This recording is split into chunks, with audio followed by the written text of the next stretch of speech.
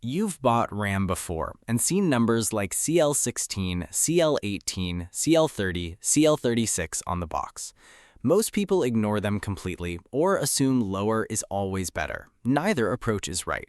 So let's break down what CL actually means, why DDR5 numbers look so different from DDR4, and whether any of it actually matters for gaming. What CL actually means. CL stands for Column Address Strobe Latency. That sounds complicated, but the concept is simple.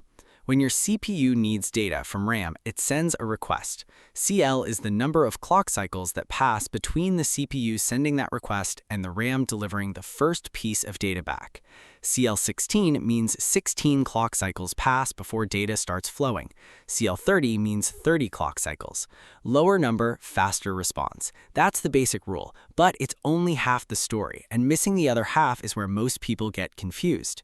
Here's what most people miss. A clock cycle on DDR4 running at 3200 mt/seconds lasts longer than a clock cycle on DDR5 running at 6000 mt/seconds. The faster the RAM runs, the shorter each cycle is. Before going further, when a RAM box says 6000 MHz, it's technically running at 6000 mt/seconds, which stands for mega transfers per second. Because GDR memory transfers data on both the rising and falling edge of the clock signal, the actual clock speed of GDR5 6000 is 3000 MHz, not 6000. Manufacturers advertise mt/seconds as megahertz because consumers are used to bigger numbers meaning better, but the real clock speed is always half the advertised number. Your CL number is measured in those real clock cycles, not the marketed ones. So, when you compare DDR4 3200 CL16 to DDR5 6000 CL30, the CL30 looks worse on paper. But in real time, DDR4 3200 CL16 delivers a first response in around 10 nanoseconds. DDR5 6000 CL30 also delivers a first response in around 10 nanoseconds. Same real-world latency, completely different numbers on the box. This is the most important thing to understand about CL. The number only means something when compared within the same speed. CL30 on DDR5 6000 is not worse than CL16 on DDR4 3200. They're equivalent. Comparing CL numbers across speeds without accounting for frequency is like comparing prices in different currencies without checking the exchange rate. DDR4 CL timings. On DDR4, the CL numbers people commonly see are CL14, CL16, and CL18. CL16 is the most common and widely considered the sweet spot for DDR4. At DDR4 3600, CL16 delivers around 8.89 nanoseconds of real latency. It's the standard for mid to high-end DDR4 builds and what most people should be running. CL18 is typically found on budget DDR4 kits. At DDR4 3600, CL18 delivers around 10 nanoseconds of real latency, about 1.1 nanoseconds slower than CL16 at the same speed. In most gaming scenarios, the difference is small. We're talking 1 to 3% differences in frame rates in CPU-sensitive games. For everyday tasks, you won't feel it at all. CL14 is the tight end of DDR4. Found on premium high-performance kits, it delivers around 8.75 nanoseconds at DDR4 3200, meaningfully faster than CL16 at the same speed.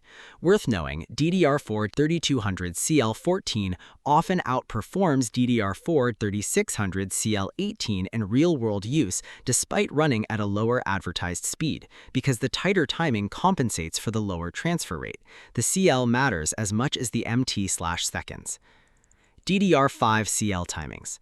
DDR5 is where the numbers jump dramatically and confuse a lot of people. CL30, CL36, CL40, these look terrible compared to DDR4's CL16. They're not. Because DDR5 runs at much higher transfer rates, each real clock cycle is shorter. A CL30 rating at DDR5 6000, which has a true clock speed of 3000 MHz, translates to around 10 nanoseconds of real latency, the same as DDR4 3200.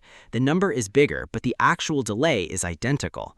CL30 is the sweet spot for GDR5 in 2026. DDR5 6000 CL30 is the most recommended configuration for gaming right now across Intel and AMD platforms. It delivers low latency, strong bandwidth, and stable performance. In CPU-sensitive games like CS2, Valorant, and Call of Duty at 1080p, moving from CL40 to CL30 at the same speed can improve minimum FPS and reduce frame time variance by 5 to 10%. CL36 is the budget DDR5 option. At GDR5 6000, CL36 delivers around 12 nanoseconds of real latency, about 2 nanoseconds slower than CL30 at the same speed. For most gaming at 1440p or 4K, where the GPU is doing most of the work, you won't feel the difference. At 1080p in competitive games with a high-end CPU, the gap is small but real. CL36 is fine for most people, especially if the price difference over CL30 is significant. CL40 and above are found on very high transfer rate DDR5 kits running above 7000 mt/seconds. The higher transfer rate can compensate for the looser timing in bandwidth-heavy workloads like video editing and rendering, but in pure gaming latency terms, DDR5 6000 CL30 regularly beats DDR5 7200 CL40. More mt/seconds doesn't automatically win if the timings are loose enough to cancel out the bandwidth gain. Does CL actually matter for gaming?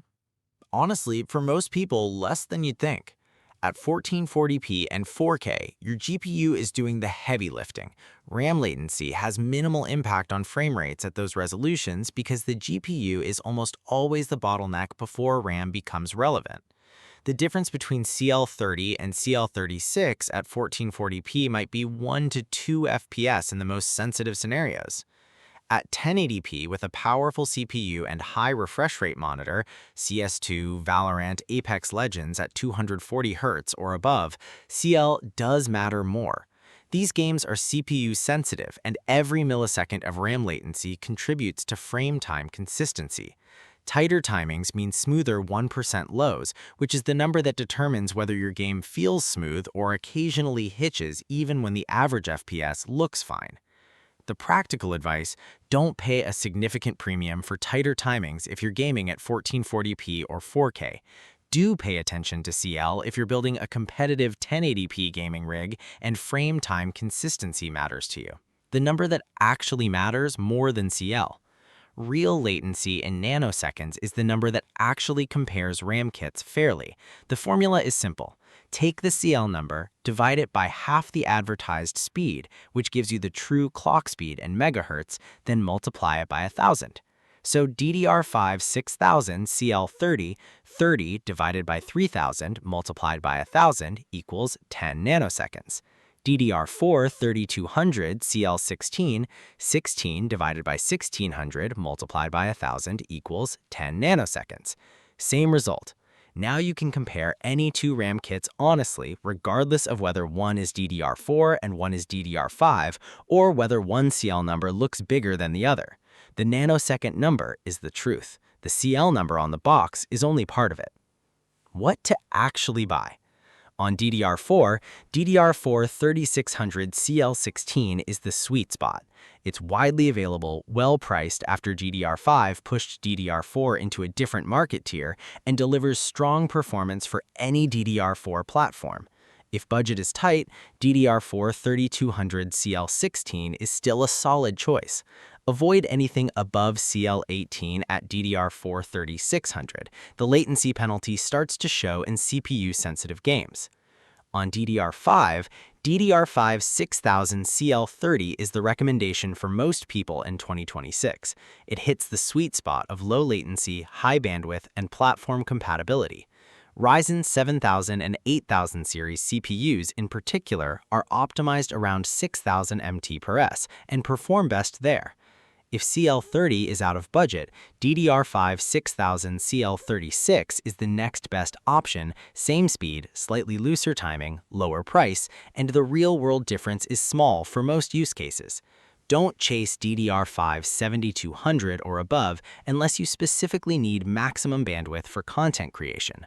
For gaming, the tighter timing at 6000 mt/s beats the higher transfer rate with loose timings almost every time.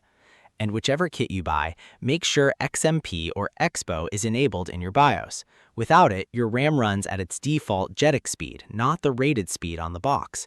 A DDR5 6000 CL30 kit running at 4800 MT/s default because XMP isn't enabled is not a DDR5 6000 CL30 kit in practice.